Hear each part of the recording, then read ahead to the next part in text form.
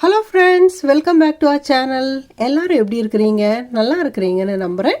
இன்றைக்கி நம்ம வீடியோவில் இல்லத்தரசிகள் எல்லாருக்குமே ரொம்ப ரொம்ப பயனுள்ளதாக இருக்கக்கூடிய 5 முக்கியமான டிப்ஸ் பற்றி தான் பார்க்க போகிறோங்க.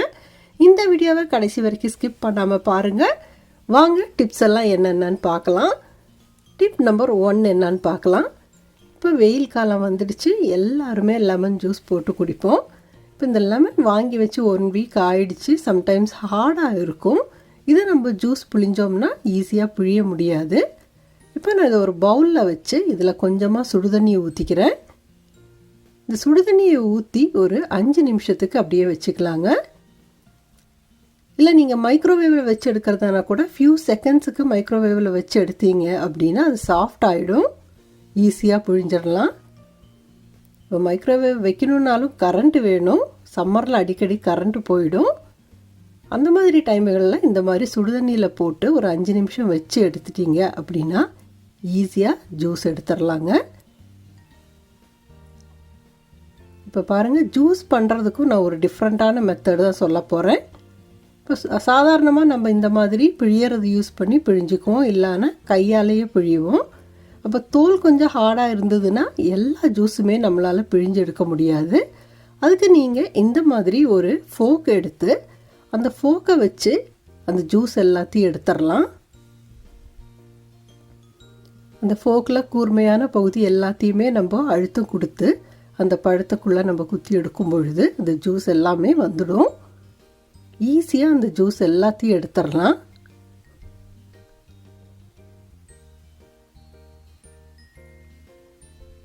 பாருங்கள் எவ்வளோ ஈஸியாக எடுக்கலாம் அப்படின்னு. இந்த மாதிரி எடுக்கிற ஜூஸை நம்ம இம்மீடியட்டாக நம்ம இதோட தண்ணி சேர்த்து ஜூஸாக குடித்தாலும் சரி, இல்லைன்னா நம்ம ஐஸ் ட்ரேயில் போட்டு ஃப்ரீசரில் வச்சிட்டோம் அப்படின்னா ஐஸ் க்யூப்ஸ் மாதிரி இந்த லெமன் ஜூஸ் க்யூப்ஸ் இருக்கும். நம்ம வேண்டியப்போ ஒவ்வொரு க்யூபாக எடுத்து தண்ணியோடு சேர்த்து போட்டுக்கிட்டோம்னா ஈஸியாக குடிக்கிறதுக்கு, ஜூஸ் செய்கிறதுக்கும் ஈஸியாக இருக்குங்க. பாருங்கள், சூப்பராக ஜூஸ் வந்திருக்குது. இந்த மெத்தட் நீங்களும் ட்ரை பண்ணி பாருங்கள். இந்த டிப் பிடிச்சிருந்ததுன்னா ஒரு லைக் பண்ணுங்கள். அடுத்ததாக டிப் நம்பர் 2 என்னன்னு பார்க்கலாம். நம்ம எல்லாருமே சுண்டல், தட்டைப்பயிறு எல்லாம் குழம்பு வைக்கணுன்னா கொஞ்சம் நேரம் ஊற வைப்போம். அதுவும் மெயினாக சுண்டல் இல்லைன்னா ராஜ்மா, காஞ்ச அவரைக்கொட்டை இருக்குது இல்லைங்களா, அது எல்லாமே நம்ம ஊற வைக்கணும். இப்போ ஊற வைக்க மறந்துட்டோம் அப்படின்னா இந்த மாதிரி நம்மக்கிட்ட ஃப்ளாஸ்க் இருக்கும் இல்லைங்களா, அந்த ஃப்ளாஸ்க்கை எடுத்து அதில் நம்ம ஊற வச்சுக்கலாம். ஊற வைக்கிறதுக்கு முன்னாடி இதை நல்லா கழுவிடணுங்க. ஏன்னா ஊற வைக்கும் பொழுது அந்த ஊற வைக்கிறதுக்கு யூஸ் பண்ணுற அந்த தண்ணியோடு தான் நம்ம சமைக்க எடுத்துக்குவோம். இப்போ நான் இதை கழுவி எடுத்துருக்கிறேன், அதனால் அப்படியே ஃப்ளாஸ்கில் சேர்த்துக்கிறேங்க. நல்லா சூடான தண்ணி பாருங்கள், நல்லா கொதிச்சிட்ருக்கிற தண்ணி, அந்த தண்ணி இதில் ஊற்றிக்கலாம். ஏற்கனவே நான் ஹாட் பாக்ஸில் போட்டு வைக்கிறது ஒரு டிப் காமிச்சிருக்கிறேன் ஒரு வீடியோவில்.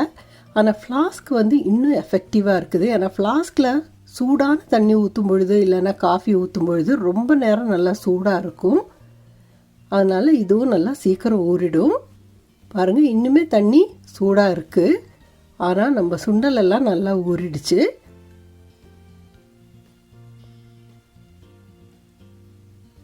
நான் வந்து 1 மணி நேரம் வச்சுருக்கிறேன்.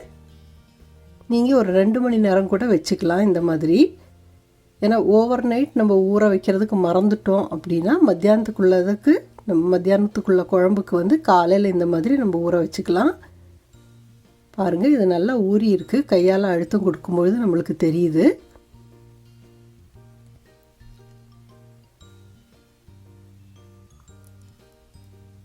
இதை இப்போ நம்ம குக்கரில் வேக வைக்கும்பொழுது சீக்கிரமாக வெந்துடும். இந்த மெத்தட் நீங்களும் ட்ரை பண்ணி பாருங்கள், உங்களுக்கு ரொம்பவுமே பயனுள்ளதாக இருக்கும்னு நம்புகிறேன். அடுத்ததாக டிப் நம்பர் 3 என்னன்னு பார்க்கலாம். நம்ம எல்லாருமே ஆரஞ்சஸ் வாங்குகிறோம். ஆரஞ்சு சாப்பிட்ட உடனே அந்த தோலை வந்து தூக்கி போட்டுடுறோம். ஆனால் அந்த ஆரஞ்சு தோலில் நிறைய பயன்கள் இருக்குதுங்க.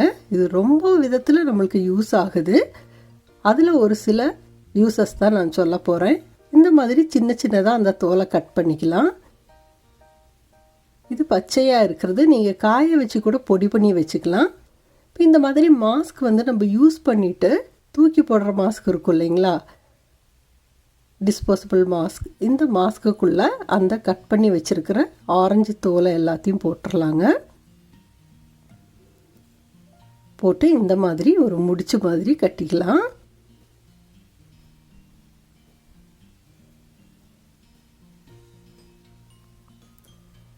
இதை நம்ம ஷெல்ஃப்ஸ்லாம் வச்சா கூட, இல்லை கிச்சனில் ஓரங்களில் வச்சா கூட அந்த ரூமுக்கு நல்ல ஒரு வாசனையாக இருக்கும். அதில் இருக்கிற வாசனை வெளியே வரும்.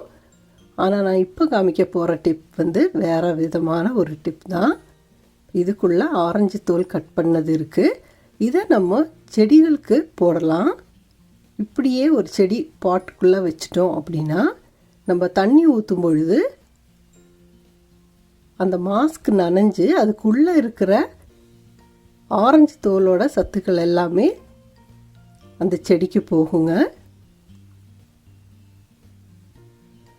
நம்ம ஆரஞ்சு தோலை கட் பண்ணி கூட போட்டுக்கலாம். ஆனால் இந்த மாதிரி செய்யும் பொழுது அந்த வாசனை, அதோட சத்துக்கள் கொஞ்சம் கொஞ்சமாக போகும் செடிக்கு. நான் இப்போ ஒரு பெரிய பாட்டில் செஞ்சு காமிக்கிறேன் பாருங்கள்.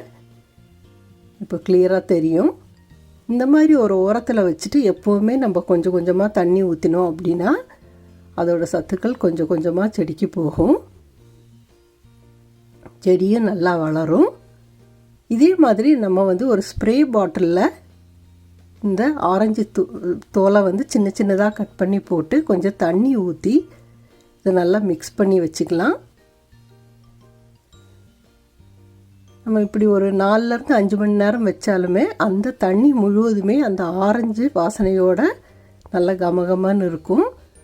இப்போ நீங்கள் வீட்டில் ஓரங்களில், ஜன்னல் ஓரங்களில், இல்லை கண்ணாடிகள்லாம் இதை ஸ்ப்ரே பண்ணி விட்டுக்கலாம். நல்ல வாசனையாக இருக்கும். இந்த டிப் உங்களுக்கு யூஸ்ஃபுல்லாக இருக்கும்னு நம்புகிறேன். அடுத்தது டிப் நம்பர் 4 என்னன்னு பார்க்கலாம். அடிக்கடி தயிர் தீந்துடுச்சுன்னா பக்கத்து வீட்டிலலாம் போய் நம்ம உரம் வாங்குவோம். இப்போ உரைமூர் இல்லாமல் தயிர் எப்படி பண்ணுறதுன்னு பார்க்கலாங்க. நல்ல திக்கான பால் நல்லா காய்ச்சி எடுத்துருக்கிறேன், ஃபுல் ஃபேட்டோடு இருக்கிற பாலை. இந்த பாலில் ஒரு சின்ன துண்டு இஞ்சியை போட்டிருக்கிறேன். நான் தோல் எடுத்த இஞ்சி, தோல் சீவி எடுத்த இஞ்சியை கழுவி போட்டிருக்கிறேன். இப்போ இந்த டப்பாவை மூடி வச்சுக்கலாம். ஒரு 6லேருந்து 7 மணி நேரம் கழித்து, இப்போ வெயில் காலம் இல்லைங்களா, அதனால் ஒரு 6லேருந்து 7 மணி நேரம் கழித்து நம்ம இதை திறந்து பார்க்கலாம். சப்போஸ் குளிர்காலமாக இருந்தால் ஓவர் நைட் வச்சுக்கோங்க. இப்போ திறந்து பார்த்தீங்கன்னா நல்லா கட்டியாக தயிராக இருக்குது பாருங்கள். ஒரு ஓரத்துலேருந்து எடுத்து பார்க்கலாம். பாருங்கள் எவ்வளோ கட்டியாக இருக்குதுன்னு. நம்ம உரைமுறை ஊற்றலை, ஒரு இஞ்சி துண்டு தான் போட்டிருக்கிறோம். இஞ்சிக்கு கூட அந்த பாலை தயிராக்கும் தன்மை கொண்டது அது. இப்போ நம்ம போட்ட இஞ்சி துண்டை தேடி எடுக்கலாம் பாருங்கள். எவ்வளோ கட்டியாக இருக்குது பாருங்கள். பாலை காய்ச்சும் போது நல்லா கொதிக்க விட்டு அந்த ஆடையோடு தான் சேர்த்துருக்குறேன் நான். பாருங்கள் நம்ம இஞ்சி துண்டு வெளியே எடுத்தாச்சு. தயிர் நல்லா சூப்பராக வந்திருக்குது. இனிமேல் உரை இல்லைன்னா எல்லாத்துக்கிட்டேயும் போய் உரமோர் வேணும்னு கேட்காம இந்த மாதிரியே நம்ம ட்ரை பண்ணிக்கலாங்க. இது எல்லாருக்குமே ரொம்ப ரொம்ப யூஸ்ஃபுல்லான ஒரு டிப்பாக இருக்கும்னு நம்புகிறேன். அடுத்த டிப் என்னன்னு பார்க்கலாம். இப்போ டிப் நம்பர் 5 என்னன்னு பார்க்கலாங்க. நம்ம எல்லாருமே நிறைய பேர் வெத்தலை யூஸ் பண்ணுறவங்க இருப்பாங்க. வீட்டில் பாட்டி தாத்தாங்கெல்லாம் இருப்பாங்க. இந்த வெத்தலையில் ஒரு டிப்பு தான் சொல்ல போகிறேன் நான். ஒரு வெத்தலை எடுத்துருக்கிறேன். இதை நல்லா கழுவிக்கலாங்க. இலையை நல்லா கழுவி எடுத்துக்கணும். கழுவி எடுத்து இதோட காம்பு பகுதியை நம்ம கட் பண்ணி எடுத்துடலாம். இப்போ இந்த இலையை லேசாக தொடச்சி வச்சுருக்கிறேன் நான். இதோட ஒரு 4லேருந்து 5 மிளகு, ஒரு கிராம்பு எடுத்துருக்கிறேன், கொஞ்சமாக ஜீரகம் எடுத்துருக்குறேங்க. இப்போ இந்த 3ஐயும் சேர்த்து இலையை நல்லா மடிச்சுக்கலாம். இதை இப்படியே நம்ம சாப்பிட்டுக்கலாங்க. சாப்பிட்டதுக்கப்புறம், லஞ்சுக்கு அப்புறம் இதை சாப்பிட்டுக்கலாம். மெதுவாக கடித்து சாப்பிடணும். இது ஒரு ஒத்தை தலைவலிக்கு ஒரு சரியான நிவாரணி. அது மட்டும் இல்லாமல் இதில் கால்சியம், ஃபைபர் எல்லாமே இருக்குது. இந்த டிப்ஸ் எல்லாமே உங்களுக்கு பயனுள்ளதாக இருக்கும் அப்படின்னு நம்புகிறேன். இந்த வீடியோ பிடிச்சிருந்ததுன்னா லைக் பண்ணுங்கள், கமெண்ட் பண்ணுங்கள், உங்கள் ஃப்ரெண்ட்ஸோட ஷேர் பண்ணிக்கோங்க. மீண்டும் அடுத்த வீடியோவில் சந்திக்கும் வரை பாய்.